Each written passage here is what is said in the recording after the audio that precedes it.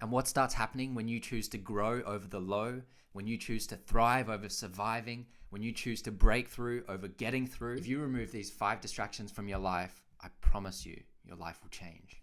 A thing that keeps coming up with the people that I'm talking with lately is this feeling of being lost. But you're not lost. You're just distracted. And that was something that I didn't realize for so long either. You're not lost. You're just distracted. And if we break down the actual word distraction, the first part of the word means to be opposed of or to go against.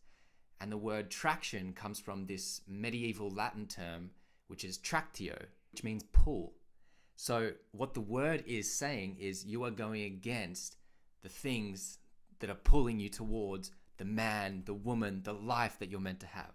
That's what distraction means. So you're going against the actual actions that are trying to pull you towards the life that you are meant to be going to, the life that you are meant to be living right now. The first distraction is, hold on a second. Yes. Cool. Your phone. As soon as you bring this thing out, you are saying to everything around you, you are saying to everyone who is in front of you, that this is my priority. This can teach me more than anything that you will ever have to teach me. That's what you're saying. You're giving the priority to your phone. And that's what a lot of people do. And I was using it for 6 hours each day. But as I got further into it and deeper into it, I realized that I was just using it as a means of escape.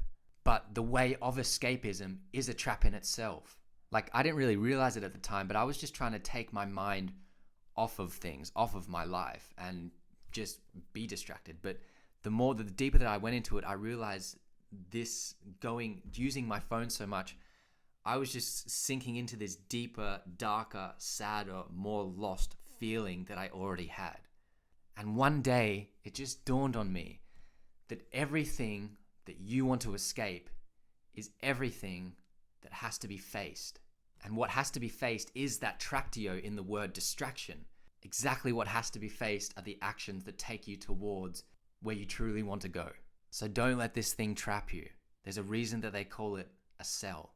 And I know that you can't just not use your phone at all. I know you've probably got people to call, you've got work to do on it, but you can definitely use it less than what you are right now. And this is something that I wanted to pass on to you today. Was one of the biggest shifts that I made in my life was to stop using your phone for entertainment purposes and start using it for education purposes.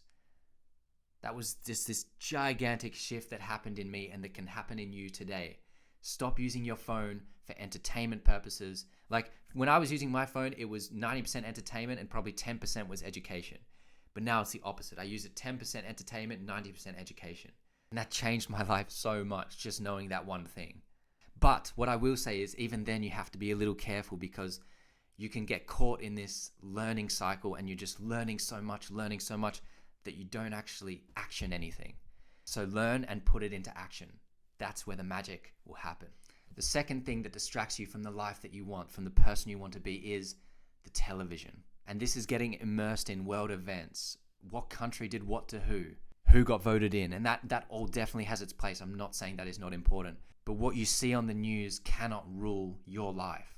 But I've seen how much it affects someone. My dad, for example, he watches the news every day, but he has this fearful attitude towards the world. Just the other day, we were talking about the electric bikes that we're seeing on the street now. And we were talking about how cool the electric bikes are, but also that they're a little bit dangerous. And then he just comes into the conversation and says, they have lithium in them, they can blow up. And that's a perfect example of what the news does to you. Because what I learned very early on was the news is selective. It chooses the stories for you to watch. Whereas on your phone, it's a bit different. And like the television has 20, 30, 40 channels on it. Your phone has infinite channels on it. Like you can pick and choose from the infinite options. So there's a little bit more, it's a bit more versatile, but the television is very selective in what it wants you to see. So don't let what you see on the television become what you see in your life. It's one of the saddest things that I see when I see people watching other people's lives on television and they never really get to live their life. Don't be that person. Go and live your life. The third distraction is, and I'm definitely not going to act this one out like I did with the phone one, the third distraction is porn. Now, my friend was in this neutral relationship. Like, it wasn't growing, but it wasn't dying. It was just like in the middle. It just wasn't going anywhere. And because it wasn't going anywhere, he started feeding this sexual desire that he had with porn. And what I realized from talking to this friend is porn wasn't his problem. It was his lack of ability to see why he desired to watch the porn. Like, what's the reason that you're watching the porn?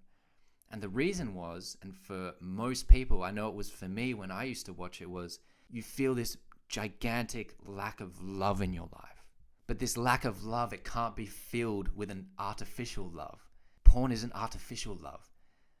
And if you try and fill an empty hole with an empty thing, then it's just going to become more and more empty. You have to face what needs to be faced. In my friend's case, it was this empty relationship. So it's not the porn that has to be faced, it's the actual relationship itself. The relationship has to change. Whether that's a matter of him getting out of the relationship or whether it's a matter of him going more toward the relationship, something has to change. But it can't keep going the way it is. You cannot keep digging the same hole that you're digging. The fourth distraction is alcohol. Now, I know the most common thing when you start drinking is, I just feel more like myself and I can finally relax, and this is how life is meant to be. But then this carries on for a little bit longer. You get to this place where you're just kind of sitting there and you're drunk and you don't really have much going for you in your life, and you're like, where did it all go wrong? Well, it was that you started drinking, and not that you just started drinking, but you kept drinking. And what you thought was bringing you closer to yourself has actually taken you further away from yourself. I'm sure before that you have talked to a sober person when you've been drunk, and you see the sober person, you're like, why aren't you having more fun? Like, this is the best thing ever. Like, you're so boring. And the sober person's looking at you like you're an idiot. And I think this idea that the sober life is boring is incorrect. I think there's this period where you stop drinking, you stop taking drugs, and that's how becoming sober feels. In those first 1, 2, 3 months, it's boring. You don't know what to do for fun. And so what most people do is they go back to what brought them lots of fun, which is drinking and drugs. And that's where a lot of people get caught in the cycle. But I promise you, if you can outlast those 1, 2, first 3 boring months of not knowing what to do for fun, your life will become, the ordinary will become extraordinary. And the best part about it is you don't need anything or anyone to have fun. The fifth and final distraction that keeps you from changing your life is people. Now, people are one of the hardest things to let go in your life because as people, we love connections with other people. And that's all we're really trying to do, right? Like with your phone, with television, with porn, with alcohol, we're just trying to feel this deeper connection.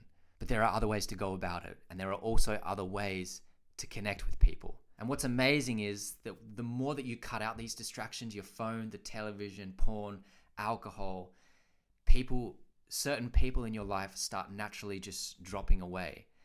But this is not a terrible thing. As I say in my first book, your kindergarten friends are not your friends in primary school. Your primary school friends are not your friends in high school. Your high school friends are not your friends in university.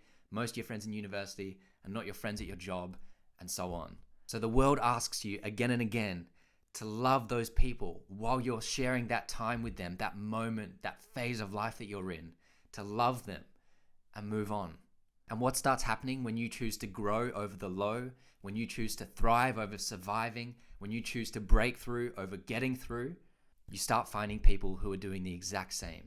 And not only that, but by cutting out all of these people, all of these friends, you also get to see the couple of true friends that remain, that have always been in your life, that will always be there for you.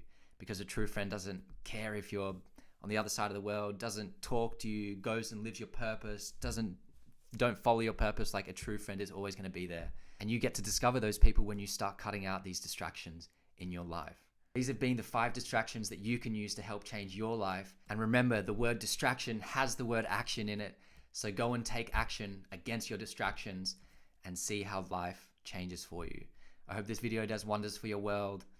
As always, be kind, be caring, be courageous, and I'll see you on the next video.